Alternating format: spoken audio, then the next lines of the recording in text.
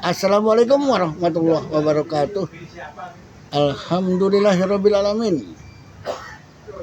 Puji syukur kita panjatkan kehadirat Ilahi Robbi, saudaraku. Hari ini kemarin ya, kita sudah tahu persis tanggal 22 Desember itu hari ibu. Betapa mulianya ibu. Kita semua pasti punya ibu, dan kita semua pasti disayang ibu, dan kita semua anak-anak pun akan menyayang ibu dan ayah kita. Mari, karena ibulah yang melahirkan kita dengan susah payah. Demikian juga waktu mengandungnya kita dengan susah payah. Maka Allah memberikan kepada kita sebagai anak-anak untuk menghormati ibunya, menghormati kedua orang tua kita. Sebagaimana di surat ke-46 Al-Ahqaf ayat 15, A'udzubillahi minasyaitonirrajim. Wa wassaynal insana biwalidayhi ihsana hamalathu ummuhu kurhan wa wada'athu kurhan wa hamluhu wa fisaluhu salasuna syahra hatta idza balagha asyuddahu wa balagha arba'ina sana. Al-ayat. Luar biasa ya.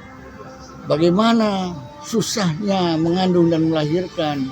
Demikian mendidik kita dari kecil hingga kita sekolah, sampai kita kemudian bekerja, dan sampai kita dikawinkan, dan sampai kita menjelang dewasa pun kita diperintahkan tetap harus hormat dan berbuat baik terhadap ibunda kita.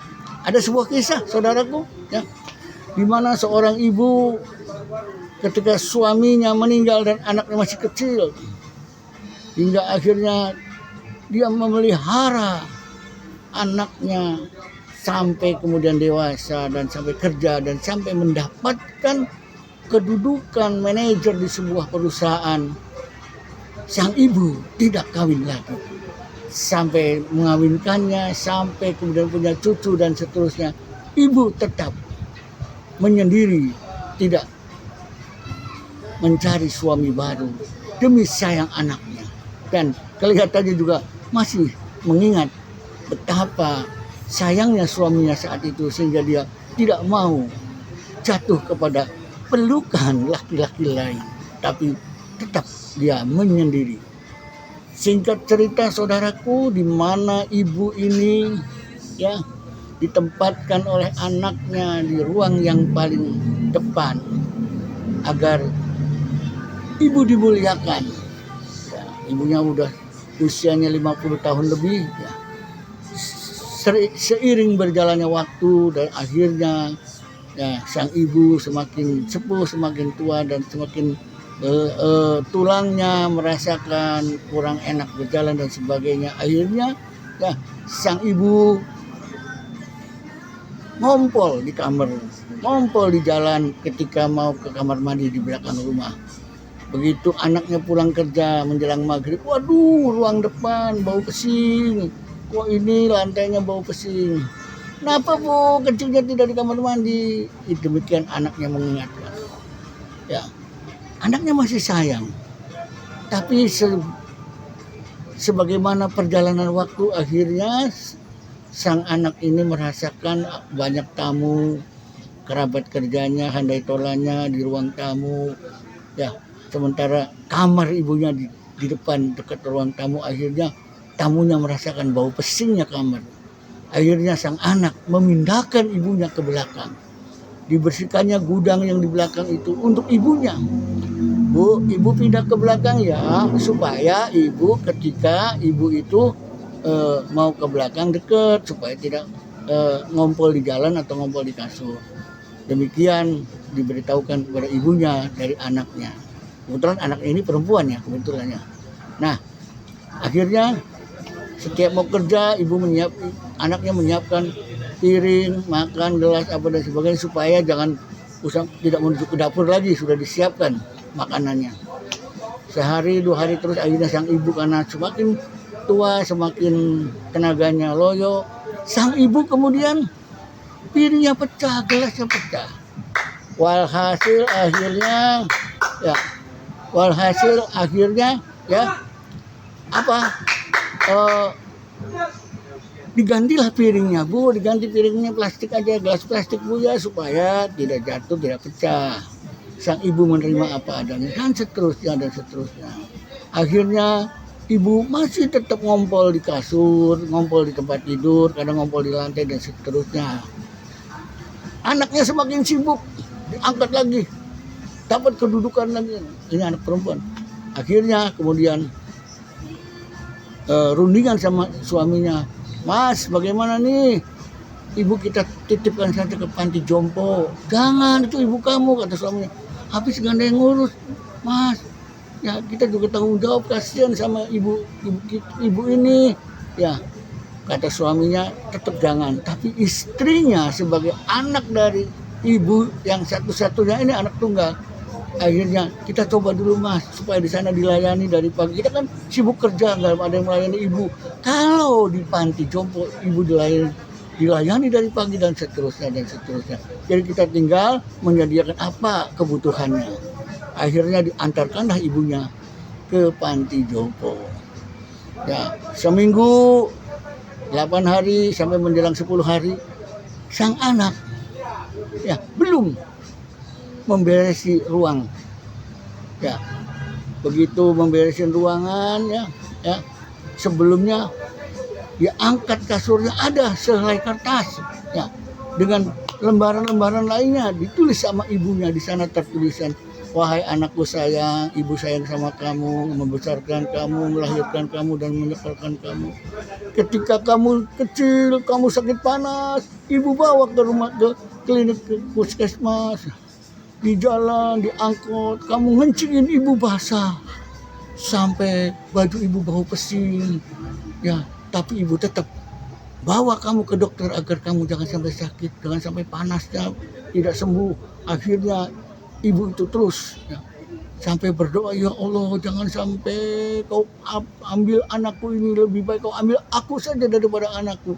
Begitu sayangnya ibu kepada anak, sampai ketika anak perempuannya ini sakit keras sampai berdoa, jangan ambil nyawa anakku ya Allah, silakan ambil aku saja. Demikian sayangnya ibu kepada anaknya. Ya, melihat seperti itu, ya, si anak perempuan ini begitu membaca gitu, dia gemetaran. Suamiku, ya, ada apa? Ayo kita ke ibu. Nah iya, tadi juga ada bel dari panti jompo. Dari panti jompo ada bel dari tadi sore. Ya tapi kita kan belum waktunya nengok. Nanti waktu nengok itu lusa. Nah, kata istrinya, kata suaminya, iya itu. Ayo kita ke sana. Ya. Kenapa buru-buru? Kata suaminya, ini aku baca surat dari ibu.